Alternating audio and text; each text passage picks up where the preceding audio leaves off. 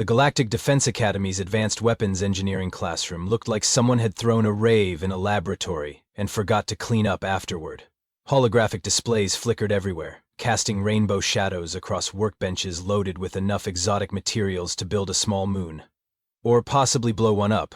Hard to tell the difference sometimes.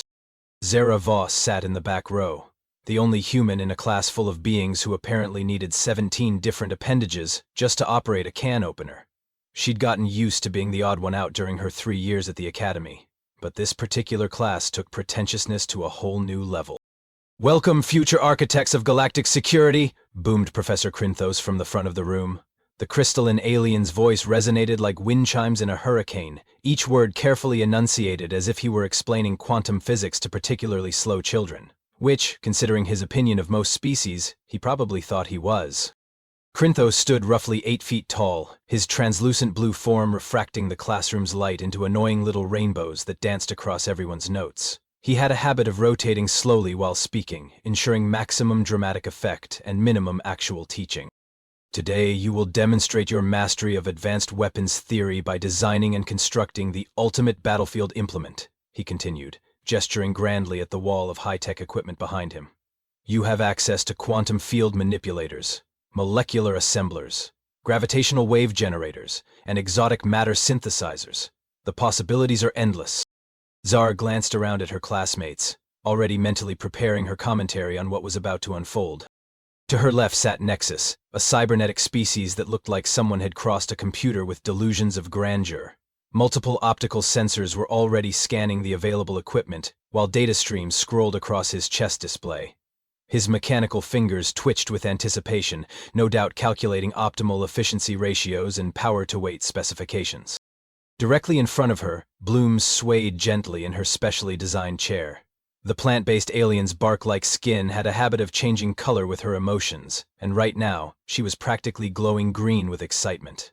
Leaves rustled as she turned to examine the biosynthesis equipment, probably planning something that would require its own ecosystem to function properly.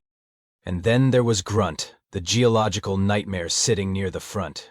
The rock creature's idea of subtlety was using smaller boulders, and his enthusiasm for the assignment was already causing small tremors in the floor.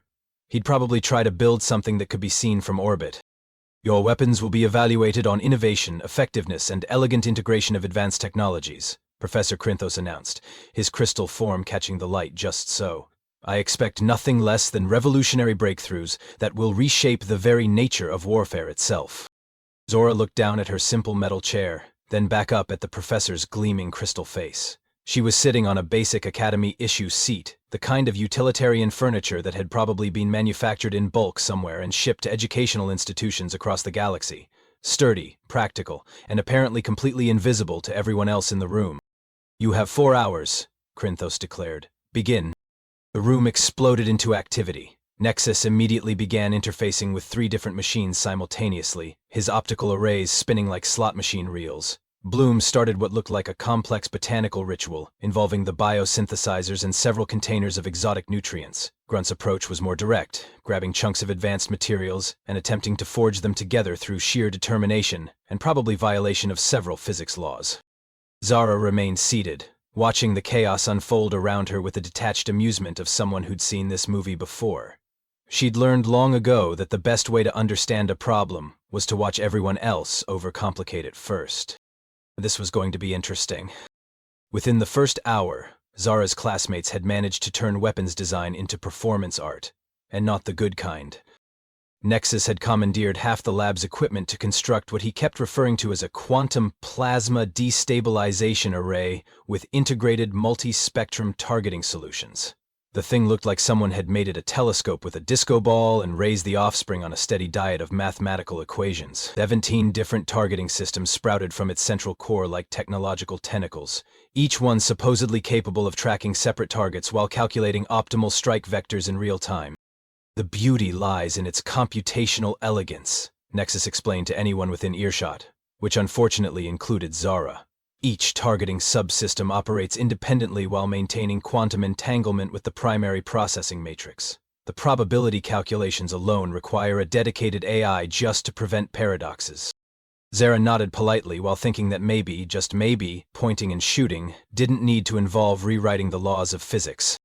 Meanwhile, Bloom had transformed her corner of the lab into something that belonged in a botanical horror movie. Her bioweapon pulsed and writhed in its nutrient bath, growing new appendages every few minutes. It had developed what appeared to be eyes, though Bloom insisted they were actually photosynthetic sensory nodes, designed for target acquisition and threat assessment. "It's completely autonomous," Bloom said proudly, watching her creation sprout what looked suspiciously like a mouth. "I've programmed it with advanced botanical intelligence algorithms. It can adapt its toxin production based on the biological makeup of its target, create specialized ammunition from local plant matter, and even photosynthesize its own energy supply during extended engagements." The thing gurgled at her, and she beamed like a proud parent. Zara made a mental note to never accept salad from Bloom again. But Grunt's approach was making everyone else look subtle by comparison. The rock creature had apparently decided that bigger was always better, and his weapon was growing to match his ambitions. What started as a handheld device had evolved into something that could charitably be called a siege engine, if siege engines were built by someone who thought the concept of portable was just a suggestion. "Grunt, make ultimate crusher," he announced, adding another meter to his creation's height. "Enemies see, grunt weapon, enemies run, enemies not run fast enough, weapon make very big boom." Professor Crinthos circulated through the chaos like a crystalline butterfly, offering encouragement and technical advice that mostly involved using bigger words to describe the same concepts. He paused at each station, nodding approvingly at the complexity and innovation on display.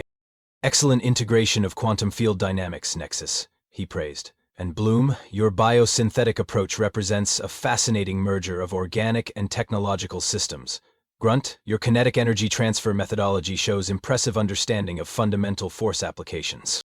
He completely ignored Zara, who was still sitting in her chair, occasionally spinning around to get a better view of the unfolding madness. Other students in the class were following similar paths of overcomplicated brilliance. One had built what appeared to be a miniature black hole generator, though it kept threatening to consume the lab. Another was working on some kind of temporal displacement cannon that had already sent 3 practice targets into next Tuesday. The air hummed with exotic energy fields, biosynthetic growth accelerators, and the sound of Grunt occasionally punching his weapon to make it work better. Warning alarms had started going off around the room, but Professor Crinthos seemed to consider this a sign of innovative thinking rather than impending disaster. "Remember," he called out over the chaos, "true weapons mastery requires pushing beyond conventional limitations. Your designs should represent the pinnacle of your species' technological and creative capabilities." Zora glanced down at her plain metal chair again. One of the legs was slightly loose, wobbling whenever she shifted her weight. She gave it an experimental shake, noting how the simple metal construction had held up under years of academy use. Basic materials, practical design, no unnecessary complications. Around her, the symphony of over-engineering reached new heights. Nexus's targeting systems were now requiring their own targeting systems. Bloom's bioweapon had started composing what sounded like poetry in an ancient plant language. And Grunt's siege engine was approaching the size where it might need its own postal code. The most amusing part was watching them all struggle with their own creations. Nexus kept getting error messages from subsystems that couldn't communicate with other subsystems. Bloom's weapon had developed opinions about its intended targets, and was refusing to cooperate with her combat protocols. And Grunt was discovering that his ultimate crusher was too big to actually crush anything smaller than a small building. But Professor Crinthos continued to beam with crystalline pride at the sophisticated approaches to warfare unfolding before him. This was exactly what advanced weapons theory was supposed to produce. Elegant, complex, revolutionary solutions that pushed the boundaries of possibility. Zara was starting to suspect that none of them had ever been in an actual fight. Hour 2 arrived with Zara still sitting in her chair, watching her classmates wrestle with their increasingly rebellious creations. Nexus was now arguing with his weapon's artificial intelligence about targeting priorities.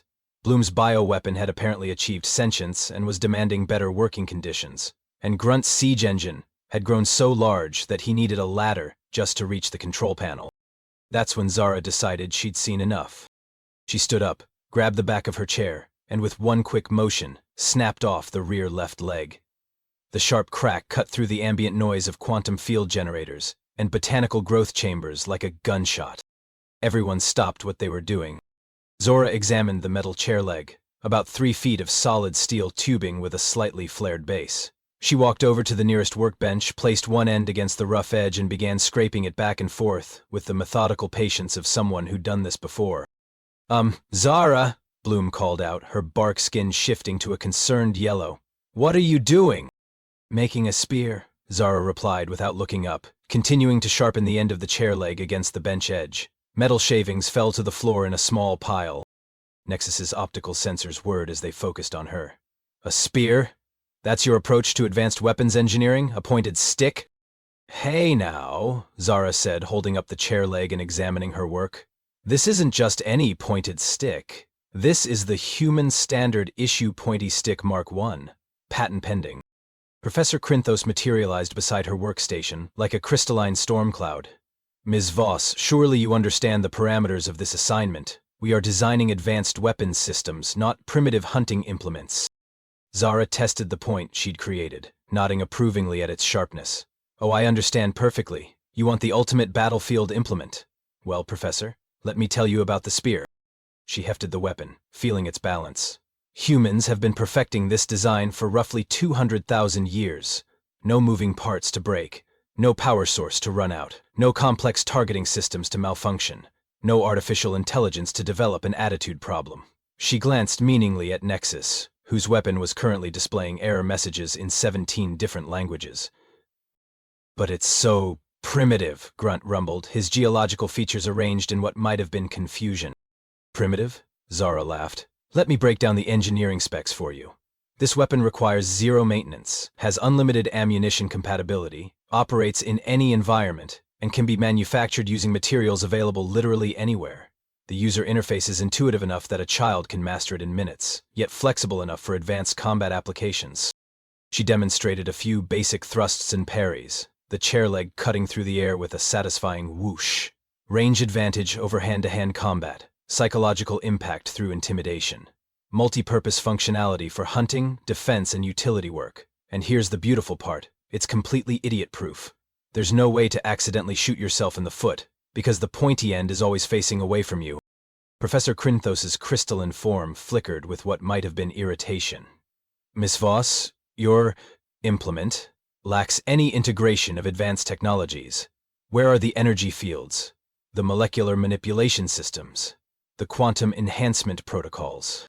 Zara leaned the spear against her shoulder and fixed the professor with a look that had probably convinced entire alien civilizations to reconsider their life choices. Professor, do you know what the most advanced technology in the galaxy is? Reliability. When push comes to shove, when systems fail and power runs out and your sophisticated targeting array decides to take a coffee break, you know what still works? Sharp stick meets soft target. Physics hasn't changed in billions of years, and it's not planning to start now. Nexus processed this for several seconds before responding. But the computational elegance of integrated targeting systems allows for precision strikes that maximize damage while minimizing energy expenditure. You know what also maximizes damage while minimizing energy expenditure? Zara replied, not missing. And you know what helps with not missing? Not having to debug 17 different subsystems while someone's shooting at you. She walked over to Bloom's writhing bioweapon, which was currently in deep conversation with itself about the ethics of violence. How's your ultimate life form doing, Bloom? Still trying to convince it that the enemy is actually the enemy? Bloom's bark shifted to an embarrassed brown. It's going through an existential phase, very advanced consciousness development. Right, Zara said. Meanwhile, my weapon here has exactly one setting. Pointy end goes into other guy. No moral dilemmas, no software updates required. The room had fallen completely silent except for the background hum of overloaded equipment and Grunt's siege engine, which was making concerning creaking noises under its own weight. Zara held up her completed spear, admiring the sharp point she'd created. You want to know the secret to human weapons design? We don't try to engineer around stupidity. We embrace it. We assume that whoever's using our weapons is scared, tired, possibly injured, and definitely not thinking clearly. So we make tools that work even when everything else goes wrong. She smiled at the assembled class with the satisfaction of someone who just explained why wheels are round. Ladies, gentlemen, and geological formations, I present to you the most sophisticated weapons system in the galaxy. A pointed stick that doesn't need an instruction manual. Professor Krinthos looked like he was having some kind of crystalline aneurysm. Testing day arrived with all the fanfare of a controlled demolition, which, considering the weapons involved, wasn't entirely inaccurate. Professor Krinthos had arranged the class in the Academy's main testing facility, a reinforced chamber designed to contain everything from antimatter explosions to temporal paradoxes. The walls were lined with enough shielding to stop a small asteroid, which seemed optimistic, given what his students had built. "Today, we shall witness the future of warfare," Krinthos announced, his crystalline form practically vibrating with academic excitement. Each weapon will be evaluated against a series of standard targets, including armored drones, defensive barriers, and adaptive combat scenarios. A series of holographic targets materialized throughout the chamber, ranging from simple static bullseyes to advanced combat simulations that moved, dodged, and returned fire with training rounds. It was an impressive setup that would have challenged military-grade equipment. "Nexus, as our most technologically sophisticated entry, you may begin," the professor declared. Nexus stepped forward with his quantum plasma destabilization array, which had grown even more complex overnight. The weapon now required a wheeled cart to support its weight, and more targeting systems had sprouted from the main assembly like some kind of technological fungus. Warning lights blinked across its surface, in patterns that probably meant something important to someone. "Initiating startup sequence," Nexus announced, his optical sensors focusing on the nearest target. "Beginning power distribution protocols." The weapon hummed to life, its 17 targeting systems swiveling independently as they acquired their designated threats. Energy readings climbed steadily while subsystem after subsystem came online. It was genuinely impressive, in the way that watching someone juggle chainsaws while reciting poetry is impressive. "Target acquisition complete," Nexus reported. "All systems nominal, firing in 3, 2, 1. He pulled what appeared to be the trigger, though with his weapon it might have been a suggestion rather than an actual command. The quantum plasma destabilization array made a sound like a dying whale having an argument with a garbage disposal, followed by a series of increasingly frantic beeping noises. "Warning, thermal overload detected," the weapon's AI announced in a voice that managed to sound both smug and panicked. "Cooling systems insufficient for sustained plasma generation. Recommend immediate shutdown to prevent catastrophic failure." "But we haven't fired yet," Nexus protested, frantically manipulating his control interface. "Correction, we have fired. Shot missed target by approximately 47 meters due to targeting system conflict. Systems 1 through 8 voted to engage the practice dummy. Systems 9 through 17 voted to shoot the ceiling. Democracy has failed us." Smoke began pouring from several of the weapon's subsystems, while cooling fans whirred to life with the desperate intensity of mechanical screaming. The plasma chamber, designed to contain temperatures approaching those found in stellar cores, was apparently no match for Nexus's enthusiasm for technological integration.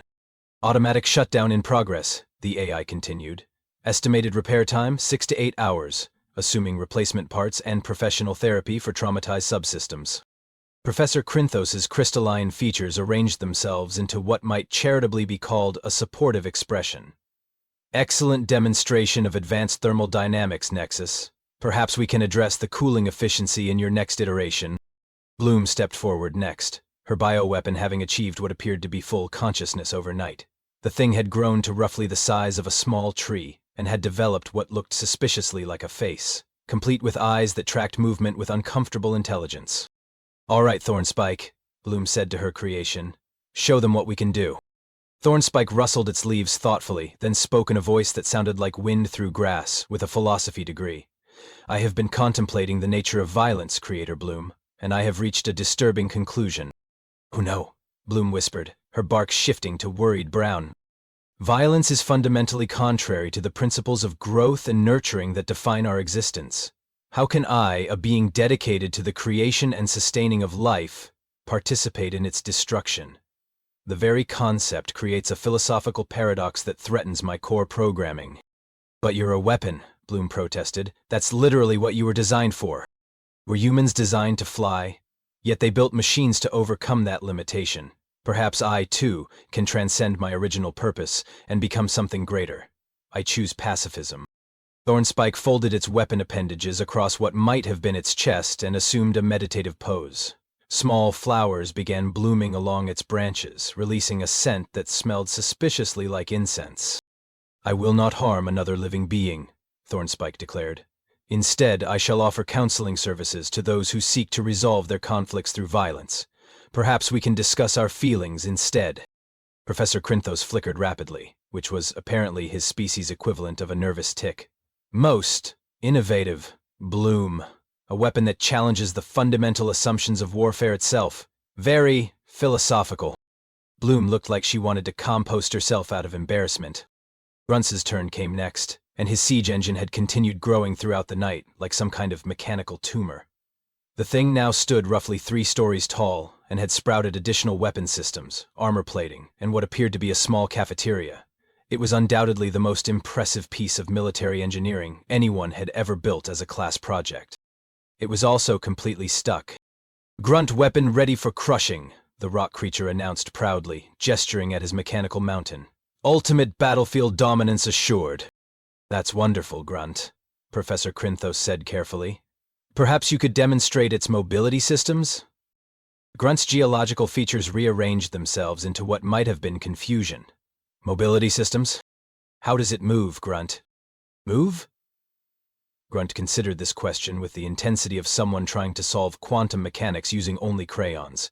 "Grunt build weapon here, weapon stay here. Enemies come to weapon for efficient crushing." But what if the enemies don't come here? This concept appeared to break something fundamental in Grunt's worldview. He stared at his creation, then at the testing chamber's entrance, then back at his creation. The siege engine was not only too big to fit through the door, it was too big to fit through the door even if someone removed the door frame, the surrounding wall, and possibly the entire building. Grunt did not think of this problem, he admitted, his voice carrying the weight of geological ages' worth of regret. The other students' demonstrations proceeded along similar lines. The temporal displacement cannon successfully sent all its ammunition into next week, but unfortunately also sent the targeting system to last Tuesday, making accuracy somewhat problematic. The miniature black hole generator worked perfectly, until it began consuming its own power supply, creating what the Academy's safety systems classified as a recursive energy paradox with snack food potential. One enterprising student had built what he called a reality modification beam, which did indeed modify reality, just not in ways anyone had requested. The testing chamber briefly turned purple, developed a slight British accent, and began serving tea before emergency systems managed to restore normal physics. Professor Krinthos watched each failure with increasingly forced enthusiasm, his crystalline form dimming slightly with each malfunction. "Fascinating approaches, all of you, very educational." Finally, all eyes turned to Zara, who had been sitting quietly in the corner, occasionally spinning her chair leg between her fingers like a baton. She looked around at the smoking ruins of advanced technology, the philosophical bioweapon, and the siege engine that would probably need its own zip code. "So," she said, standing up with her sharpened chair leg, "I guess it's my turn." The silence that followed was the kind of quiet that usually precedes either revelation or catastrophe, sometimes both. Zara walked into the center of the testing chamber with all the casual confidence of someone about to explain why water is wet. She held her sharpened chair leg loosely at her side, the improvised spear looking almost comically simple compared to the smoking remains of advanced alien technology scattered around the room. "Right then," she said, eyeing the holographic targets that had survived the previous demonstrations. "Let's see what we've got to work with." The testing chamber had been designed to challenge military-grade weapons systems, so naturally it had everything. Static targets at various ranges, moving targets that followed unpredictable flight patterns, armored drones that shot back with training rounds, defensive barriers that absorbed energy weapons, and adaptive combat scenarios that learned from previous attacks and adjusted their behavior accordingly. Professor Krinthos gestured toward the array with crystalline flourish. "The same challenges faced by your classmates, Miss Voss, though I should mention that your implement lacks the sophisticated targeting systems that would normally assist with accuracy calculations." "Yeah, about that," Zara said, hefting the spear and testing its balance. "Humans have this thing called hand-age coordination. We've been practicing it for a few 100,000 years, so we're pretty good at it by now." She turned toward the first target, a simple bullseye hovering about 20 meters away. Without any fanfare, preparation, or startup sequence, she drew back and hurled the spear. It flew straight and true, punching through the center of the target with a satisfying thunk before embedding itself in the reinforced wall behind. The holographic bullseye flickered and disappeared, replaced by a readout showing perfect accuracy, 100% target penetration. "Home," Zara said, walking over to retrieve her weapon. She worked it free from the wall with a couple of tugs, checking the point for damage. "Still sharp." Nexus's optical sensors focused on her with something approaching disbelief. But you didn't calculate trajectory, wind resistance, or gravitational effects. Nope, Zara agreed, turning toward the next target. Didn't need to. See, when you practice throwing pointy sticks from the time you're old enough to hold one, your brain does all that math automatically. We call it muscle memory, though I suppose for you it would be processor memory. The second target was moving, following a complex zigzag pattern designed to confuse automated tracking systems. Zara watched it for a few seconds, her head moving slightly as she tracked its path. Then, almost casually, she led the target and threw. The spear caught the holographic drone at the peak of its upward arc, the point passing cleanly through its center mass. Another perfect hit, another destroyed target. 2, she announced, retrieving her weapon again. You know what's interesting about moving targets? They're still following physics. Predictable physics. Once you understand how something moves, hitting it becomes a matter of basic geometry. Bloom's leaves rustled nervously. But what about the armored targets? Surely your primitive weapon cannot penetrate advanced defensive materials. Zara glanced at the next challenge, a heavily armored drone hovering about 15 meters away, its surface gleaming with energy-absorbing plating, designed to disperse laser blasts and plasma bursts. It was shooting training rounds in her general direction, bright red bolts that stung if they hit, but wouldn't cause permanent damage. Armor's tricky, she admitted, dodging a training bolt with a casual sidestep. See, your fancy energy weapons have this problem, where armor can be specifically designed to counter them. Reflective surfaces for lasers, energy dissipation for plasma, electromagnetic shielding for particle beams. Very sophisticated stuff. Another training bolt missed her by inches as she continued her conversational explanation, moving with the fluid grace of someone who'd learned to fight before she'd learned to walk. But you know what armor has trouble with. Kinetic energy. Good old-fashioned momentum. Mass times velocity equals very bad day for whatever's on the receiving end. She threw the spear with significantly more force this time, putting her whole body into the motion. The sharpened chair leg struck the drone's armor plating and punched straight through, the metal tip emerging from the other side in a shower of sparks. The drone dropped to the floor with a satisfying crash. 3, Zara said, walking over to examine her weapon. The point was still intact, though the armor had left some scratches along the shaft. Physics is funny that way.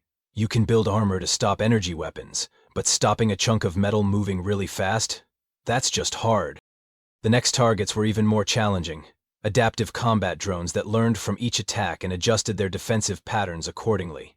They'd observed the previous demonstrations and were already moving erratically, trying to present difficult angles while maintaining covering fire.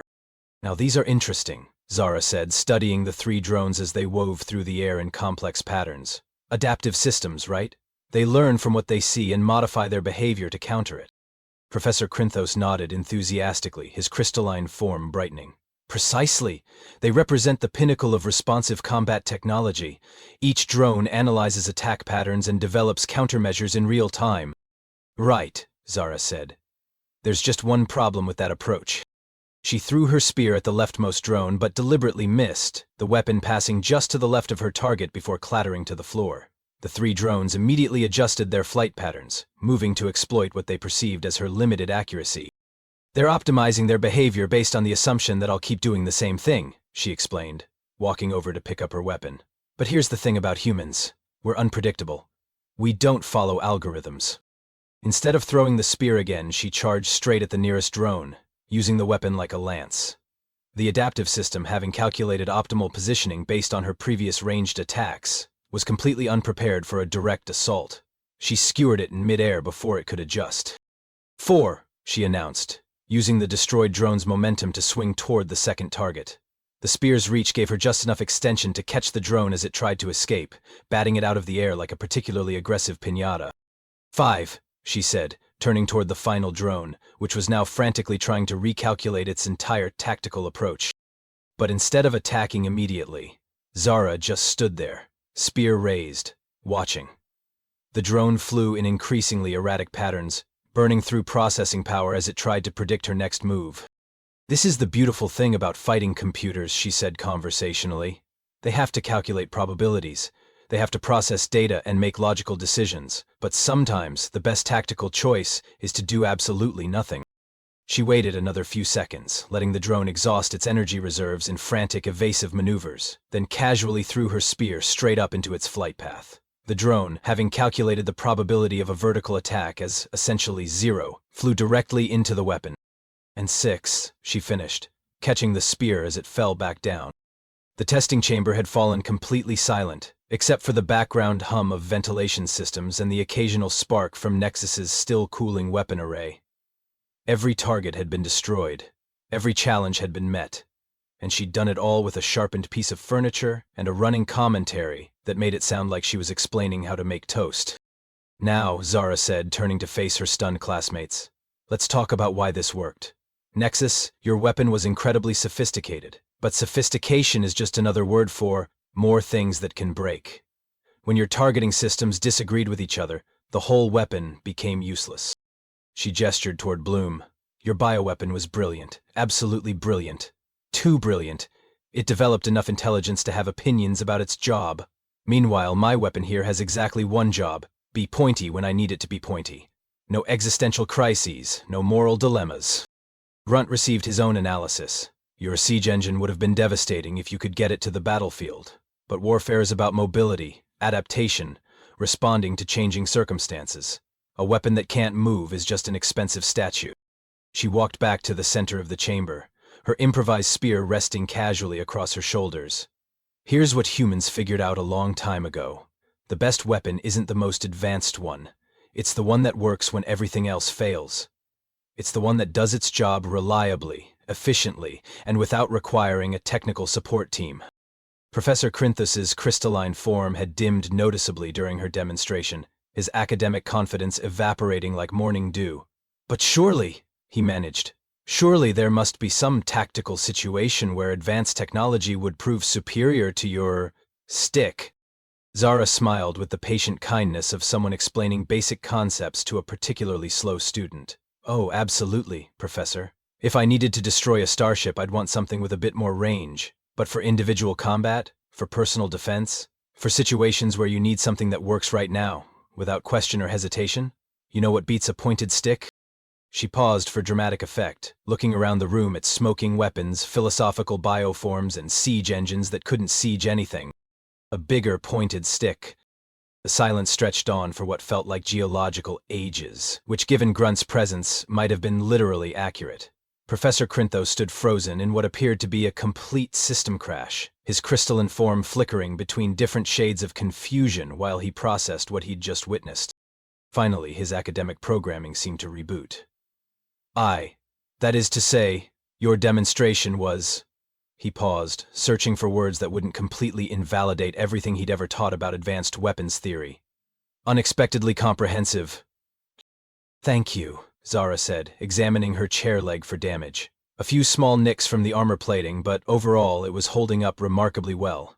That's what we in the business call a ringing endorsement. Nexus's optical arrays were spinning in patterns that suggested either deep thought or a minor mechanical breakdown. But the mathematical elegance of integrated systems should provide superior performance metrics. The theoretical foundations are sound. Ooh, the theory's fine, Zara agreed, leaning on her improvised spear like a walking stick. In theory. Theory and practice are the same thing. In practice, they're not. See, your integrated systems work perfectly when everything goes according to plan. But combat has this funny way of not reading the manual. She gestured around the chamber at the debris of failed weapons. How many moving parts did your targeting system have, Nexus? How many individual components that all had to work perfectly for the weapon to function? Nexus processed this for several seconds. Approximately 437 discrete subsystems, not including the redundancy matrices. Right, so you had 437 different ways for your weapon to fail. I had one. Don't let go of the pointy end. She held up the chair leg. One moving part, the human holding it. Bloom's bark had shifted to a thoughtful green color. But surely advanced materials science could improve even your design. Lightweight composites, molecular reinforcement, nanotechnology integration. Could they? Zara asked. Let's see. This chair leg is made of basic steel alloy. It's heavy enough to maintain momentum when thrown, strong enough to penetrate armor, simple enough to manufacture anywhere in the galaxy, and cheap enough that losing one doesn't bankrupt your military budget. Oh, and it's completely maintenance-free. She tapped the weapon against the floor for emphasis. Now, you could make it lighter with advanced composites, but then it loses kinetic energy. You could make it stronger with exotic materials, but then it becomes expensive and hard to replace. You could add smart systems to help with targeting, but then it needs power and can malfunction. Every improvement you make actually makes it worse at being a spear. Grunt's geological features arrange themselves into what might have been understanding. Simple thing, do simple job, good. Exactly, Zara pointed at him with genuine enthusiasm. Grunt gets it. The more complex you make something, the more ways it can fail. The simpler you keep it, the more reliable it becomes. It's not about being primitive, it's about being practical. Professor Crinthos was beginning to look like a crystal that had been left out in the rain too long. His entire academic worldview was crumbling in real time, and it was actually somewhat painful to watch. But if simple weapons are so superior, why does the galaxy invest trillions of credits in advanced weapons research? Zara considered this question with the air of someone who'd spent considerable time thinking about it. Because engineers love solving problems, even when the problems don't need solving. Because politicians love spending money on things that sound impressive. And because everyone assumes that newer automatically means better. She walked over to where Nexus's weapon was still cooling, its 17 targeting systems now dark and silent. Don't get me wrong, there's a time and place for advanced technology. If I needed to destroy a space station from 3 star systems away, I'd want something with a bit more sophistication than a pointy stick.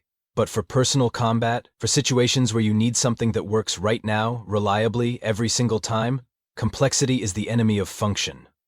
So you're saying all our advanced degrees in weapons engineering are worthless? Bloom asked, her voice carrying just a hint of botanical panic. Not worthless, Zara replied. Just overthought. See, you've all been trained to think like engineers. You identify a problem, then build the most elegant solution possible. But warriors think differently. We identify a problem, then find the simplest solution that works. There's a difference between elegant and effective. She began walking toward the exit, her demonstration complete. Besides, there's something to be said for weapons that don't require a user's manual. When someone's shooting at you, you don't want to be scrolling through menu options or running system diagnostics. You want to point, apply force, and solve the immediate problem of continued breathing. Professor Crinthos finally managed to reassemble his scattered thoughts into something resembling academic composure. Miss Voss, given your unique approach to the assignment, I find myself in the unusual position of awarding you the highest marks in the class. Appreciated, Zara said, though I should probably mention that humans have about 17,000 variations on the basic pointy stick design. Spears, javelins, arrows, darts, harpoons, pikes, lances, bayonets. We've been perfecting the art of putting sharp things into other things for our entire evolutionary history. Nexus's sensors focused on her with what appeared to be newfound respect. Perhaps you could share some of these design variations. For academic purposes, of course. Academic purposes, Zara repeated with amusement. Sure, Nexus, we can start with the crossbow. Humans figured out how to store muscle energy in bent wood and release it mechanically. No power source required, infinite ammunition potential, and simple enough that a medieval peasant could build one with hand tools. Bloom rustled her leaves excitedly. What about biological applications? Surely there must be organic variations. Oh, you'd love poison darts, Zara said. Humans learned to coat our pointy sticks with various toxins, plant-based, animal-based, even mineral-based, depending on what was locally available. Very environmentally conscious approach to warfare. Grunt raised a massive stone appendage. What about? Big pointy stick. Zara grinned. Grunt, wait until you hear about ballistic missiles. They're basically really big pointy sticks that fly themselves to the target. Humans took the fundamental concept of sharp thing goes into other thing and scaled it up to intercontinental ranges. Professor Crinthos watched this exchange with the growing horror of someone realizing that his advanced civilization had been dramatically overthinking warfare for millennia. Are you telling me that human weapons development has been focused on variations of pointed sticks for your entire history? Pretty much, Zara confirmed. We've got chemical-powered pointy sticks, electromagnetic pointy sticks, gravity-assisted pointy sticks, and quantum-entangled pointy sticks. We even figured out how to make pointy sticks out of pure energy, though those are a bit more maintenance-intensive. She paused at the chamber door, turning back to address the class one final time. Here's the thing about humans and weapons. We don't build them to be impressive. We build them to win. And winning means having something that works when everything else fails, something reliable enough to bet your life on, and something simple enough that you can use it even when you're scared, tired, and possibly bleeding. She held up the chair leg, now sporting several battle scars from its encounter with advanced alien technology. This isn't just a weapon, it's a philosophy. When the power fails, when the computers crash, when your sophisticated targeting systems develop personality disorders, you know what still works? Sharp stick meets soft target. It's been working for 200,000 years and it'll keep working for another 200,000. The class stared at her with the kind of awed silence usually reserved for prophetic revelations or natural disasters. Plus, she added with a grin, it doubles as a back-scratcher. And with that profound observation on the nature of human engineering philosophy, Zura Voss walked out of advanced weapons theory forever, carrying her sharpened chair leg like a badge of honor. Behind her, she left a classroom full of aliens who would never again look at furniture the same way. Professor Crinthos stood among the smoking ruins of advanced technology, watching his most fundamental assumptions about warfare crumble like a crystal dropped from a great height. In his 300 years of teaching weapons theory, he had never encountered anything quite like human practicality. It was, he had to admit, terrifyingly effective. Somewhere in the distance, Ira's voice could be heard explaining to a passing student why humans had invented the sword, which was essentially two knives stuck together, which were really just very short spears when you thought about it. The universe, it seemed, was full of pointy sticks waiting to be discovered.